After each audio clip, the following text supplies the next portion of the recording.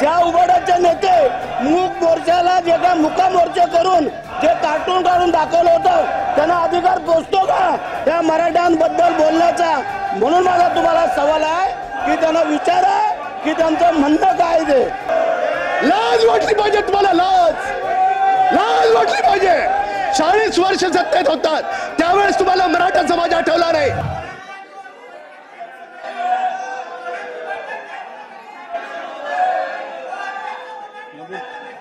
महोदय, अध्यक्ष महोदय, माझी विनंती आपल्या सभागृहाला की या ओबीसीतून मराठ्यांना आरक्षण द्यावे का हा खुलासा पहिला विरोधकांनी करावा की काल जे काय मीटिंगला येऊ शकले नाहीत त्याचा खुलासा त्यांनी करावा. त्यानंतर जरांगे पाटलांना आमची विनंती आहे की सर्व पक्षीय नेत्यांना जरांगे पाटलांनी विचारावं की त्यांची भूमिका या विरोधकांची नेमकी काय आहे ते त्यांनी विचारावं. त्यानंतर जे काय वडेट्टीवार हे त्या दिवशी जे काय हाकेना भेटायला गेले होते तेव्हा त्यांच्या डोळ्यातून जे काय अश्रू आले होते ते अश्रू नेमकं मगरमच्छ होते का कसले होते?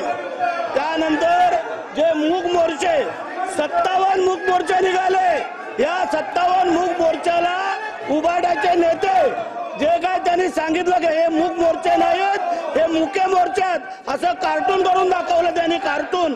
तर त्याची दखल घ्यावी.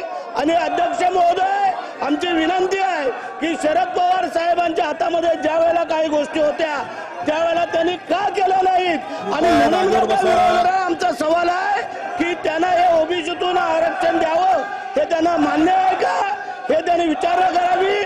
आणि जरांगे पाटलांना विचारावं की सगळ्या नेत्यांना विचारा की तुम्ही मंडळींनी हे जे काय सांगतायत तर ते काल मीटिंगला का आले नाहीत त्याचा त्यांनी खुलासा करावा.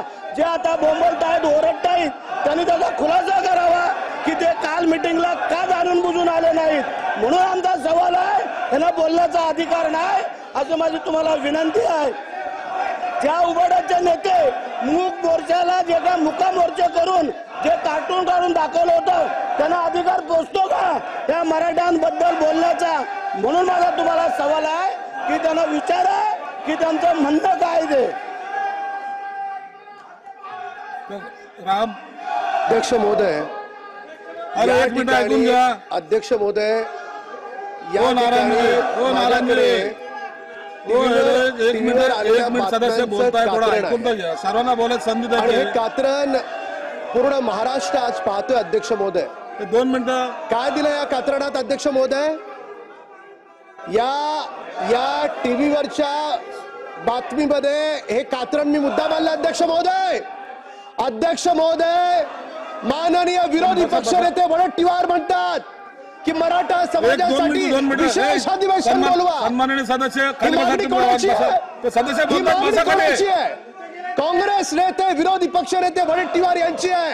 अध्यक्ष महोदय एवढ्यावर थांबत नाहीत, सांगतात जी काल जी बैठक झाली, काल जी माननीय मुख्यमंत्र्यांनी सर्वपक्षीय बैठक बोलवली त्या बैठकीच्या आधी वडेट्टीवार म्हणतात की आजच्या बैठकीत तोडगा निघेल. हे वाक्य कुणाचं आहे? आमचं नाहीये, माननीय विरोधी पक्षनेते वडेट्टीवार यांचं आहे. पुढे जाऊन ते काय म्हणतात? अध्यक्ष महोदय, म्हणजे जे काँग्रेसचे नेते या ठिकाणी मराठा समाजाच्या आरक्षणासाठी विशेष अधिवेशन बोलवा म्हणून मागणी करतात तेच बैठकीला येत नाहीत. वारंवार या ठिकाणी माननीय सदस्य आशिष शेलार पासून सगळ्यांनी विचारलं की तुम्ही का बैठकीत आला नाहीत. यांची सगळ्यांची तोंड पांढरी पडली, त्यांच्याकडे उत्तर नाही. टीव्ही पुढे माध्यमांपुढे वेगळं बोलतात आणि या ठिकाणी वागताना वेगळं वागतात.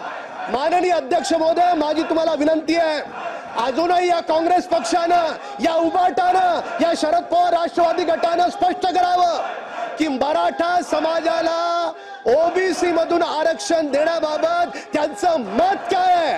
आणि माननीय जयंत पाटील साहेब, आपण या ठिकाणी विरोधानं भाषण करता, आपण काळजीपूर्वक ऐकताय. जर आपण आता या 3 प्रश्नांची उत्तरं दिली नाहीत तर महाराष्ट्र समजेल की विरोधी पक्षाची भूमिका ही दुटप्पी आहे, 2 समाजामध्ये भांडण लावणारी भूमिका आहे. अध्यक्ष महोदय, मराठा समाजाला पहिलं आरक्षण माननीय देवेंद्र फडणवीस साहेबांनी दिलं. 40 वर्ष मागणी होती. त्यानंतर माननीय मुख्यमंत्री एकनाथ शिंदे साहेब झाले. शिंदे साहेबांनी त्या आरक्षणाला आणखी पुढे नेण्याचा प्रयत्न केला. अध्यक्ष महोदय, त्या दरम्यान कोर्टात कोण गेलं? कोर्टात जाणारी व्यक्ती मी जाहीरपणे या ठिकाणी मांडतो, जी आरक्षणाला विरोध करणारी व्यक्ती होती तो काँग्रेसचा कार्यकर्ता होता. लाज वाटली पाहिजे तुम्हाला, लाज वाटली पाहिजे. 40 वर्ष सत्तेत होतात त्यावेळेस तुम्हाला मराठा समाज आठवला नाही. मराठा समाजाला आरक्षण द्यायला पहिल्यांदा या महाराष्ट्राच्या मातीत देवेंद्र फडणवीस साहेबांनी दिलं, माननीय एकनाथ शिंदे साहेबांनी दिलं, आणि तुम्ही काँग्रेस पक्ष ज्यांनी आरक्षण दिलं त्याला विरोध करता. काय अधिकार आहे तुम्हाला? अध्यक्ष महोदय, महत्वाचं आहे. वडट्टीवार साहेब, आपण जरूर बोला, पण या प्रश्नाचं उत्तर द्या. वडट्टीवार साहेब, आपण या प्रश्नाचं उत्तर द्या. आपण स्वतः म्हणताय मराठ्यांना सरसकट कुणबी प्रमाणपत्र देण्यास आमचा विरोध नाही. काय भूमिका आहे तुमची? काय भूमिका आहे तुमची? शिंदे साहेब खाली बसा. काय भूमिका आहे तुमची? म्हणजे टीव्ही पुढे एक बोलाल, सभागृहात एक बोलाल, मराठ्यांसाठी अधिवेशन बोलवा म्हणून मागणी कराल आणि मिटिंगच्या वेळेस गायब व्हाल.